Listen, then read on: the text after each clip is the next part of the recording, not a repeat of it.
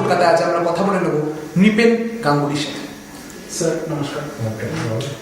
প্রথম প্রশ্নই আপনাকে যেটা করে নেব, বিগত 3-4 সপ্তাহ ধরে আমরা দেখছি রাজনৈতিক যে খুনোখুনির একটা ব্যাপার চলে আসছে। যত বিধানসভা এগিয়ে আসছে দেখছি মানুষ মরছে, দলমত নির্বিশেষেই মরছে। এটা নিয়ে এটা কি বন্ধ হওয়া উচিত বলে আপনার মনে হয়? দলমত নির্বিশেষে এটা দলমত নির্বিশেষে বন্ধ করা তো উচিতই, কিন্তু মুশকিল হচ্ছে কি যে বন্ধটা কে করবে, তাকে মানে বন্ধটা কে করবে? বন্ধ করতে গেলে পরে জনসাধারণ ইনিশিয়েটিভ দরকার। এখন জনসাধারণ ইনিশিয়েটিভ নিতে গেলে পরে তারা যখন মরে, যখন ধর এই পুরুলিয়াতে 5 জন ফরওয়ার্ড ব্লক কর্মী মারা গেল, তখন হচ্ছেই হলো না। তখন রাজ্যপাল হিংসার কোনো কথা বললেন না, হ্যাঁ, আনন্দবাজার লিখলেন না যে এটা লজ্জা এবং শোকের কাজ।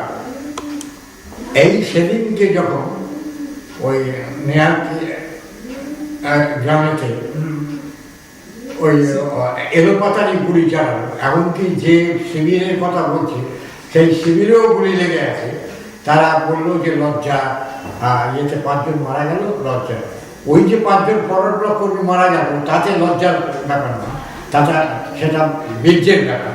আর এটা হচ্ছে লজ্জার ব্যাপার, যেহেতু 5 জন ওদেরই গুলিতে মারা গেল।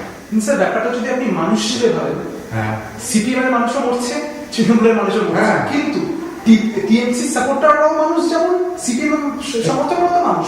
তো মানুষ কোনটা বন্ধ হওয়া উচিত বলে আপনার মনে হয়? সেইটাই তো, মানুষ খুনই বন্ধ হওয়া উচিত, কিন্তু সেই দিকে কাউ নজর নেই না।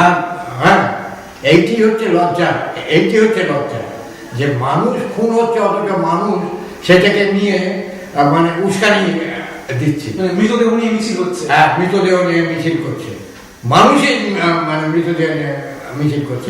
আবার মানুষ সে যেই হোক, তৃণমূলের হতে পারে, সিপিএমের হতে পারে, কংগ্রেসের হতে পারে, যে কোনো, এই মানে খেজুরিতে উষা নাইডু মিটিং করতে গেছে, সেখানে মিটিং করতে দেবো না।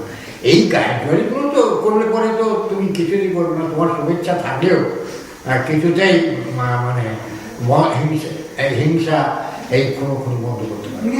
রাজনৈতিক দল, হ্যাঁ, তাদের তো বটেই, তাদের সকলেরই একসঙ্গে বসে এই যে মিটমাট করে নেওয়া উচিত। কিন্তু সেটা কি সম্ভব বলে আপনার মনে হয়?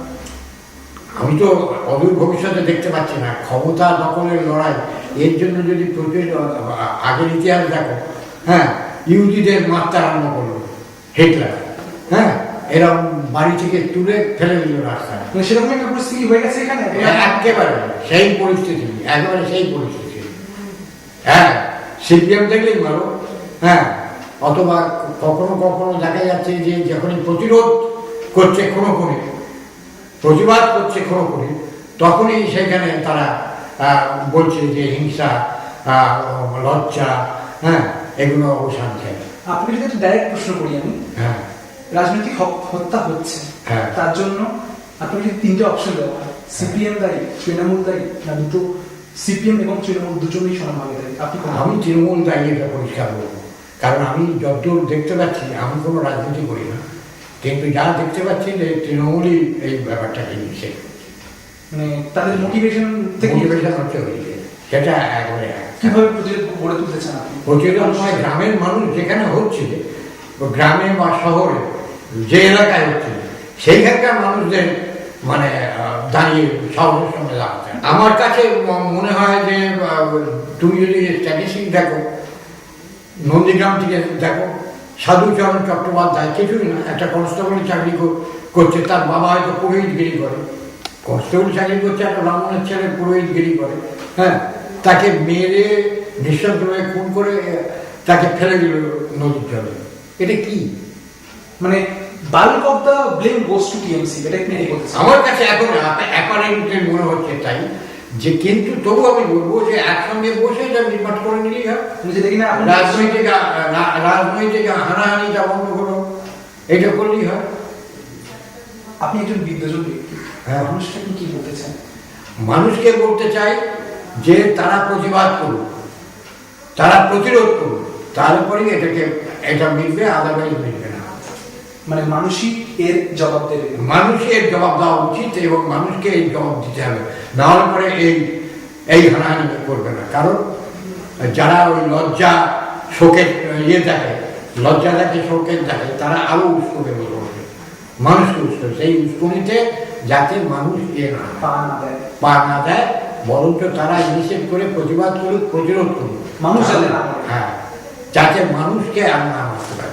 নৃপেন গাঙ্গুলির মতে TMC bulk of the blame এর জন্য দায়ী। কিন্তু প্রশ্নটা আপনার কাছে, সবার ওপর কি মানুষ সত্য?